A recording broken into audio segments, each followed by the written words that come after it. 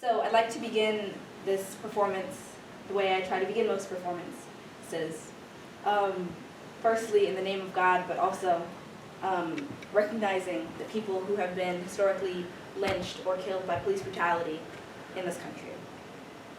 So I begin with Emmett Till, George Floyd, Breonna Taylor, Shaheen Mackey, Philando Castile, Michael Brown, Freddie Gray, and Sandra Bland.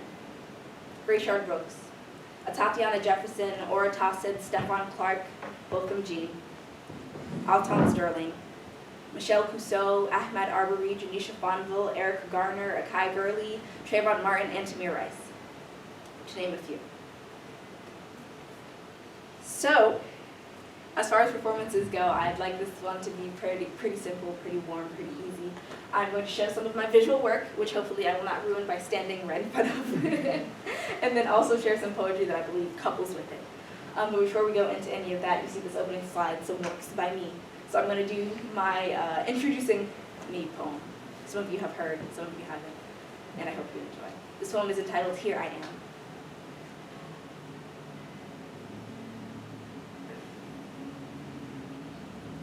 Here I am, standing in front of you, wishing my fingers could move faster across your fretboards, wishing my fingers fit more comfortably on the edge of this pickup. I swear, you've been a part of me since that time I found that the roundest sounds echo through the chest as if we are both instruments.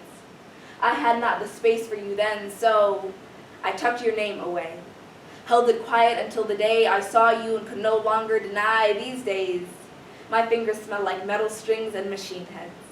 And I smile, 'cause I ain't never known an art like this. I'm not all too good at an art like this, but I smile because my first love was the sea. As deep as these bass tones, they seem confused when they see this black Muslim girl with a guitar strapped to her back, as if they expected me to go quietly through this world they've built, as if they expected me to leave my vocal cords and bass amp on mute, but nah. We turn up and shout the names of everyone we've lost.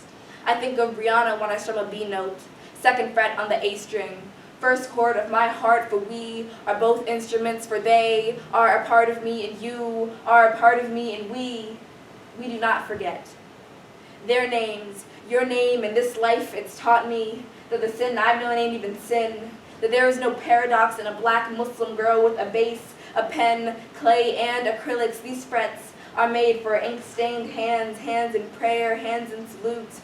Don't shoot. I believe in God, memorial, and music. Power, prayer, and blackness, and this be worship. Here I am, standing in front of you, a blue bass named Ocean reflecting on sound and sea waves. Counting tempos, counting names, 1, 2, 3, 4, Emmett, John, Brianna, George. I wish for a world in which they were still living.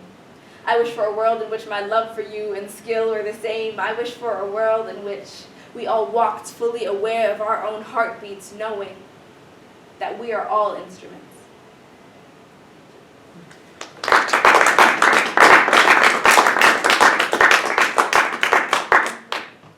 So that was poem number 1.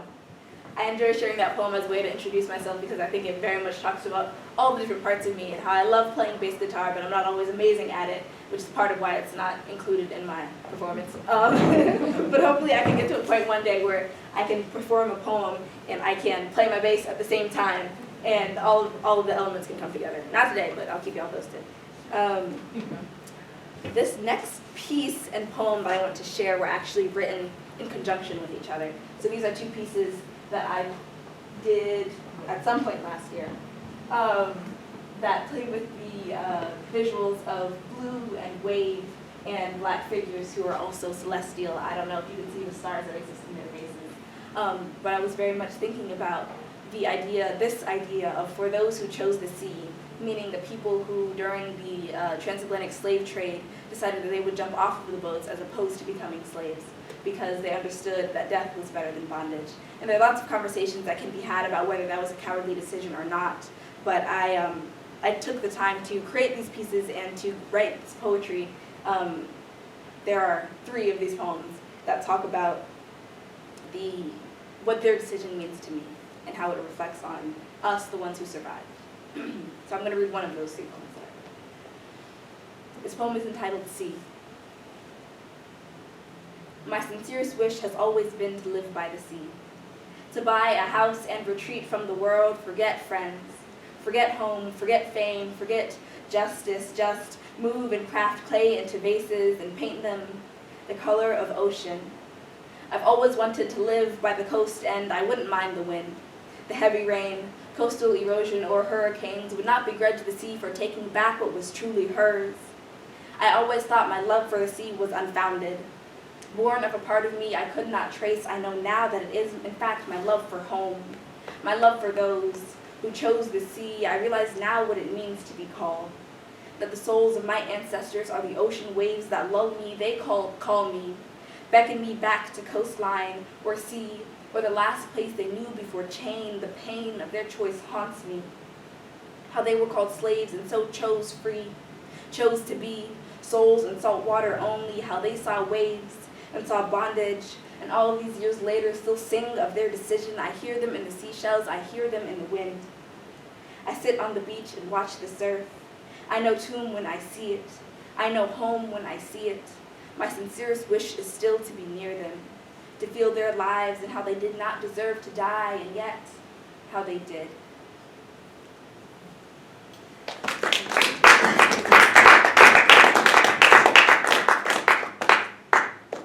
As a young poet, I'm always thinking about interesting ways to run my set and things ways that can be immersive and really interesting. So I don't know if I figured it out, but I hope y'all are enjoying it so far.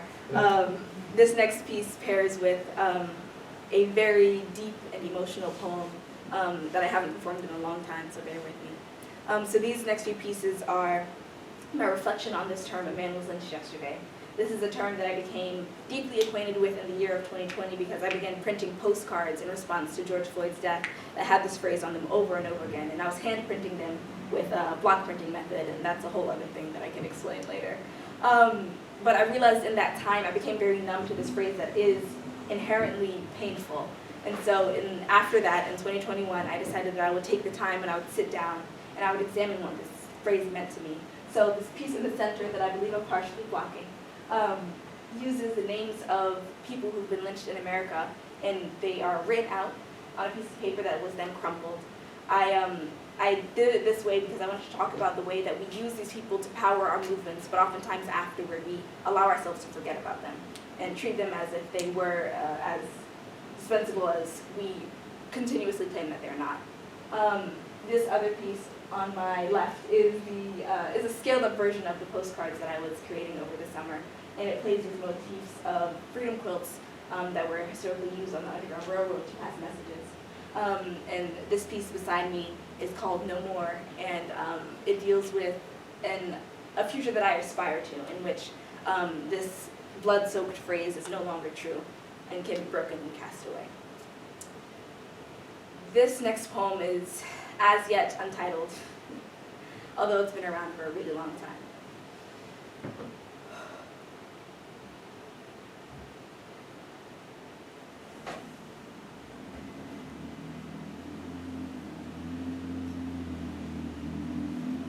Actually, I's not loyal, just afraid and silent.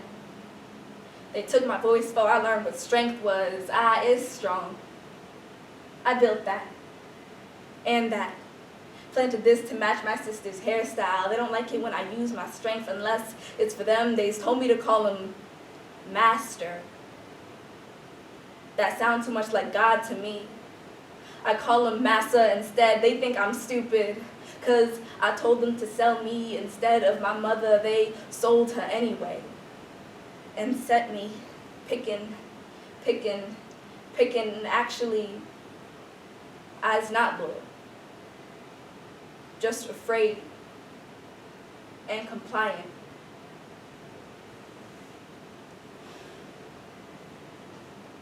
Actually, I is human and intelligent. There may be a target on my back, but I is a giant. Yes, sir. No, sir. They think I'm meek, but at least I'm speaking. Weakness and stupidity don't birth movements. Brown against the Board of Education. Civil rights. March on Washington. My mother named me Titan for a reason. Y'all never guessed our ghetto names would have meanings, did ya? You tried to kill us, but we made a language, made music a nation. We ain't talk like y'all because we don't want to wheeze, not stupid wheeze, creative, actually. We not healing. Just making sure we ain't get hurt no more. Actually, I can't breathe. This is me surviving off of willpower and MC. I am on my knees. Because it's easier than standing for an anthem that's always wanting me dead. I ain't dead yet, even with food deserts. Trigger happy cops, you, internalized racism, generations of pain, hacking and stabbing at all that remains. I is back in the classroom type broken. Because no one ever believed in me. Like most of my life options don't involve life at all. It's either graveyard, prison yard, or sports field. Prison yard, graveyard, or struggle, struggle, struggle, because people forget your worth when you look too much like a shadow. Actually, I is a champion, simply for being alive.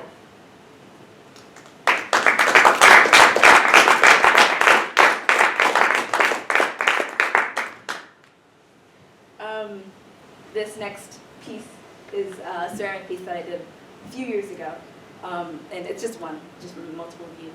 And I was told to create a protection statue, protection sculpture, in my ceramic class. And for me, what protection meant was prayer, and hands, and open hands that can be giving, and kind of holding yourself open and holding yourself willing to give and accept love, and kind of how that can protect us as well. And so this hand was originally designed to have prayer beads hanging from its fingers, and that's the reason for the gesture it's in. But to me, it speaks to all of those things.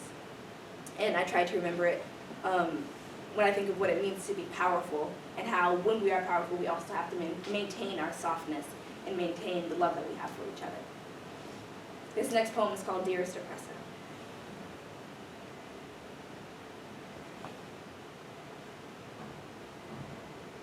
Dearest oppressor, I thought I would always be afraid. Broken spirit, broken back, a shivering, shattered mess. I thought I would suffocate under all of this weight. Your hate and empty magazines make for one heavy load. I thought my only chance at survival was to swallow my pride and surrender. To keep my hands up when you shouted, keep my hands up or you would shoot, keep my hands up. I thought this black Muslim child's only chance in life was to become a constant apologist, always giving away what was truly mine, saying, I'm sorry for all the space I'm taking up.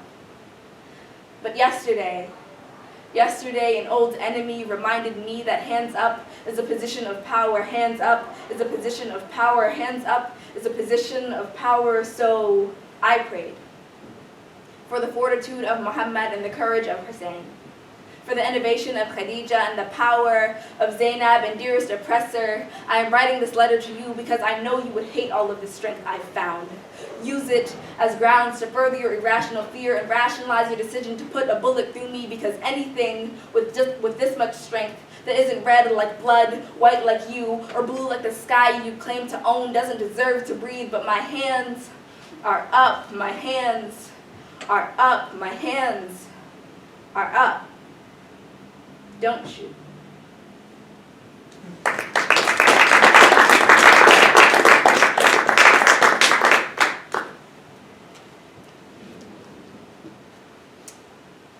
These next two pieces are part of a collage series that I have been working on and since paused, trying to expand that work with these images from the civil rights movement. These photos are in black and white often, and there has been a movement recently to add color to them, because people are saying it wasn't that long ago and it should be in color, and we should make that real to ourselves. And I'm not always sure how I feel about that movement, but in these pieces I try to incorporate color in a very tactile way, and kind of playing on the spirit and the energy that these people were feeling when they were in these moments. And I think it's fitting that along with this, these images about a movement that truly revolutionized the way that black people were seen and treated in this country, that I performed this poem entitled Talking About a Revolution. As yet unmemorized, but hopefully one day. So this poem was written as an after of Tracy Chapman's song, Talking About a Revolution. Don't you know? Talking about a revolution sounds like a whisper. Sounds like the rumble of my dad's junker that he refuses to fill with gas, so if it ever breaks down, he'll lose nothing. Even though he swears it'll run forever, what I mean is, talking about a revolution sounds like my sister. 4 years old and singing protest chants like lullabies while refusing to fall asleep. Fighting tooth and nail against dreams she won't remember in the morning. What I mean is, it sounds like stubborn, steadfast, sometimes irrational resistance, like parking the car with the gas light on and tomorrow be damned, meaning risking it all for today, only today is justice. What I mean is, talking about a revolution sounds like a chihuahua, fully aware that it would lose any fight but yapping as if it has an army, meaning being a nuisance to this oppressive system no matter how minor, bucking and beating against these boxes just to prove our defiance, being stubborn, steadfast and irrational as leaving the car on empty, risking it all for justice and tomorrow be damned. Talking about a revolution sounds like a whisper of defiance, a guttering flame, a stubborn resistance to accept oppression, defeat, sleep, or gas prices. What I mean is, it sounds like standing with no hope against injustice and yet not backing down. Sounds like a little girl who will have to fight to change this world harder than she fights sleep, a 40-year-old man who drives a rundown car more than half as old as he is, like a chihuahua, small enough to punt, but loud enough to disrupt a city. Perhaps then, what I mean is that my little sister sings Black Lives Matter quietly to herself, knowing how to fight for life better than she knows how to live, and maybe talking about a revolution sounds like her.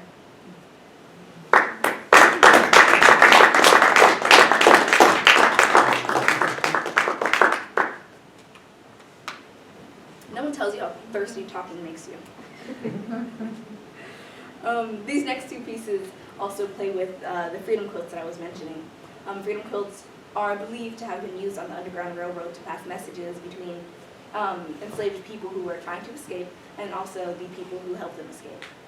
Now, the historical validity of this is challenged and has been challenged more and more in recent years, but I like to play with these images because as a little black girl growing up, I was taught about these things as fact. And I like to hold that fact true to myself, even if a scholar may disagree, and kind of have faith in these movements. And so this piece beside me is bow ties, and it meant change your outfit and put on a disguise because we don't want people to know that you're a slave. And this piece on the other side is a shoe fly, and it means friendly guide. And so people like Quakers who worked as conductors on the Underground Railroad would have quilts with these patterns on their front porch. To let you know who you could trust and who you couldn't. So this next poem is about black joy.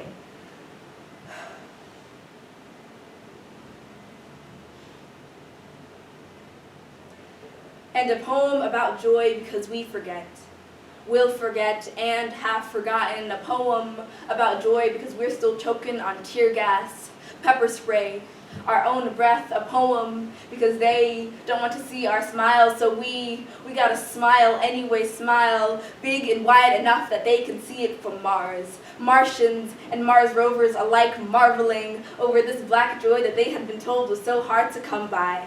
A poem for the fact that we found it today, alive and well, an act of rebellion against the system that's only ever wanted our tears. A poem for how beautiful Ayana's smile must have been, how melodious her laugh, like the chiming of church bells when I call my grandma on Sunday mornings. A poem about black things like canned cranberry sauce and cocoa butter, and how they make us smile so big and wide that they mistake ours for sunshine. A poem for my baby sister's beaded braids, and how they clink, clink, clink like money in a pocket. We ain't got much money in our pockets, but we got joy today, got laughter today, got poetry today, and everything that's ever made us powerful. So a poem for the joy that is standing and feeling your people at your back, united in love and conviction. A poem for laughter flowing unbidden from lips and hearts and eyes. A poem for how this be protest, glory, and proclamation, for how this